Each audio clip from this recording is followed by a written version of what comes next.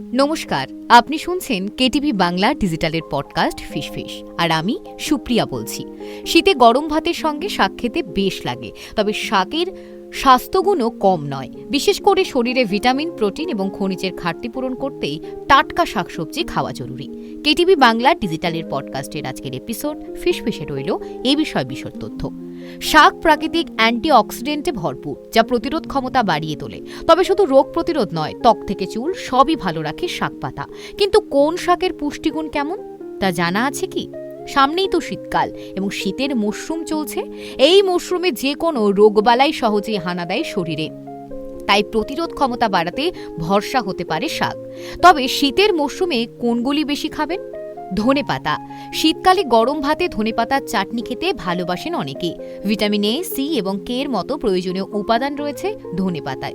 চাটনি তো বটেই, তরকারি কিংবা ডালে ধনেপাতা পড়লে তার স্বাদ অন্য মাত্রা পায়। সজনে পাতা।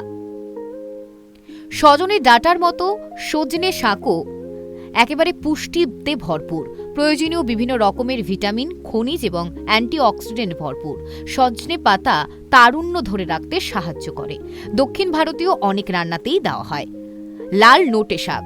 প্রোটিন, ভিটামিন এবং খনিজে ভরপুর লাল নোটে। এই শাকে অ্যান্টিঅক্সিডেন্টের পরিমাণও কম নয়, তাই ভাতের পাতে ঘুরিয়ে ফিরিয়ে শাকও খাওয়া যেতে পারে।